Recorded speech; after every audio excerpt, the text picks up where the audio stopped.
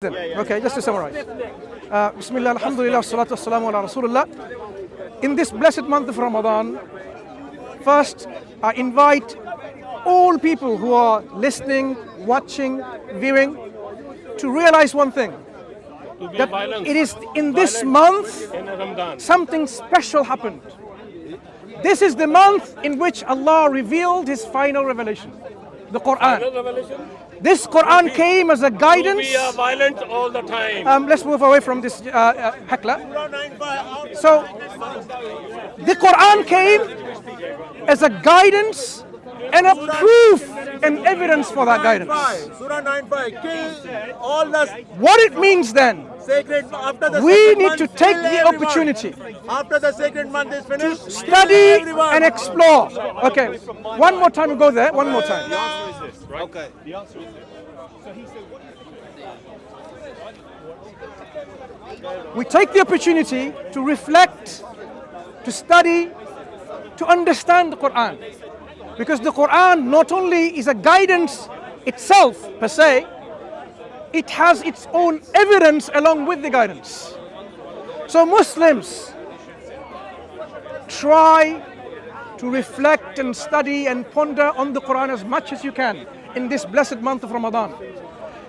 Because this month is an opportunity for us to be close to Allah, to be one of the people of taqwa.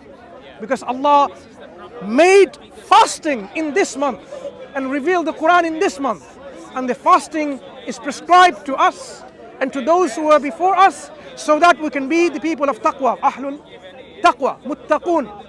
When you achieve this state of taqwa, this awareness of Allah is watching us constantly. So you love Allah with all your hearts and you do all that pleases Him. And you fear Allah and all His punishments that awaits us, those who do the things that He prohibits us from doing, and hoping in His mercy. That is the state of taqwa. So you can achieve this by, one of the things is fasting. Another thing is to reading, understanding, reciting, memorizing the Quran. Because the Quran will bring you close to Allah and make you of those of the people of taqwa. How does the Quran provide evidence for its being the revelation and the guidance from Allah? So as you read the Quran, reflect on it. Like, I was surprised many years ago when I read Surah Al-Baqarah, very beginning. Allah says, وَبِالْآخِرَةِ هُمْ يُوقِنُونَ. And about the hereafter, they have certainty.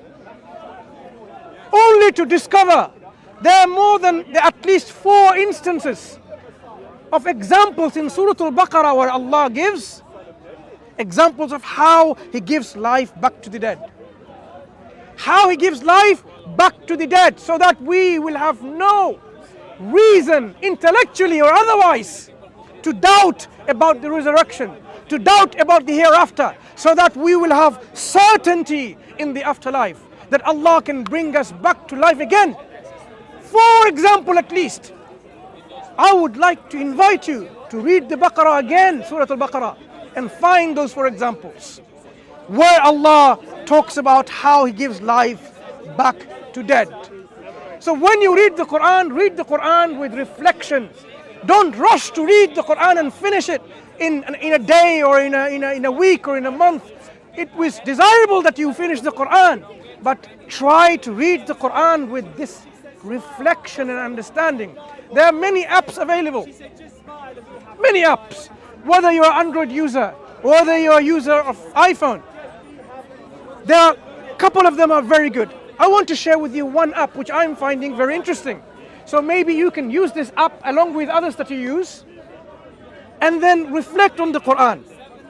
This particular program is called this Al-Quran Tafsir and by word.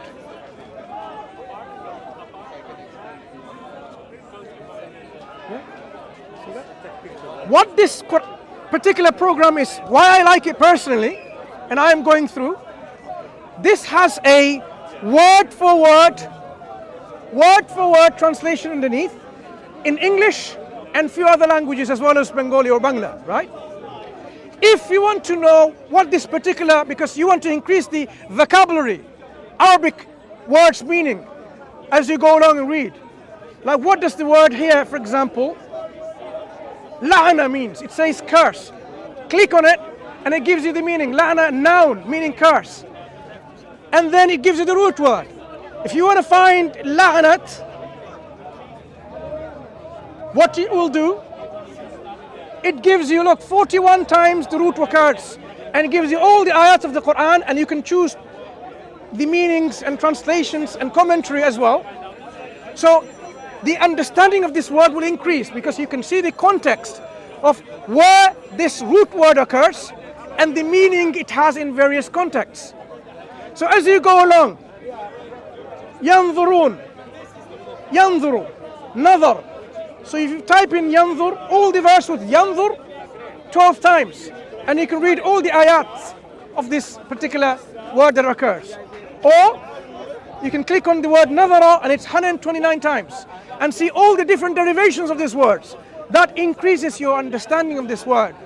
Because the more you learn about the meanings of the words, the more you appreciate as you read, because you want to internalize the Quran within you, not just read without any meaning.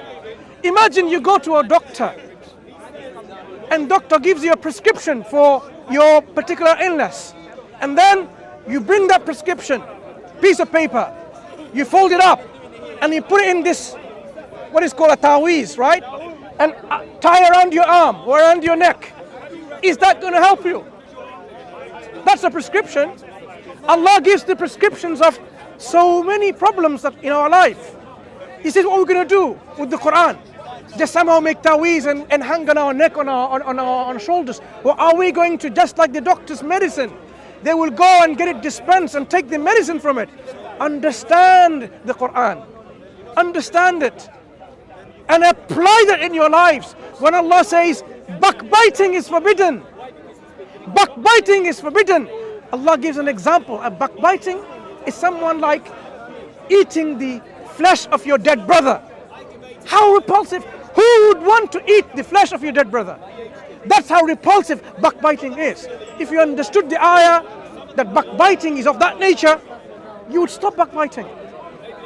So Ramadan is a month in which you will train yourself from removing yourself from all these evil actions.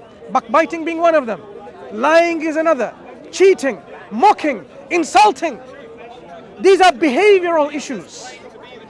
Quran tells us to take this month to rectify ourselves.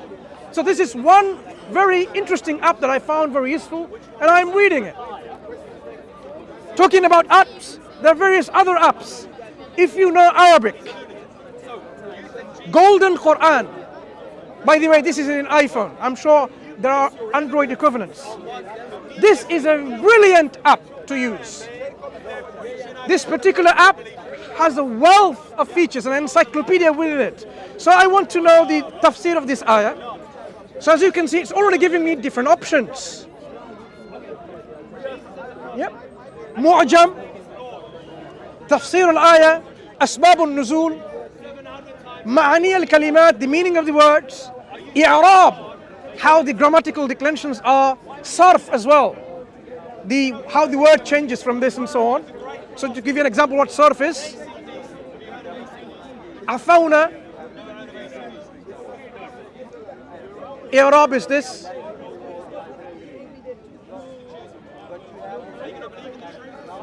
Tarjama as well. Now, what's interesting about this is the wealth of information about the tafsir. This has so many tafsir, more than 50 or so available. أيسر التفسير, المنتخب, الوسيط, أضواء البيان, تحرير التنوير, في ظلال القرآن, روح المعاني, در المنثور. Basically, if I were to show you the tafsirs that are available, where is the settings? Select tafsir book, one moment. These are the various tafsirs that are available in the Arabic language. Just look how many. Wealth of information. There are many apps like this. There's another app called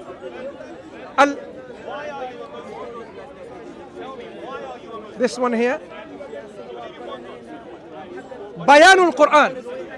They made it subscription only, but it's still very good. Click on any of the words and it gives you the meaning, and if you click again, it will tell you the root word, the i'rab, the meaning in Mukhtar al-Siha, and then in English, what is the actual word and the pronouns or suffixes that are associated with it. Very important app. A very important app, talking about these apps, is Muhaffaz al-Wahihain. This one here.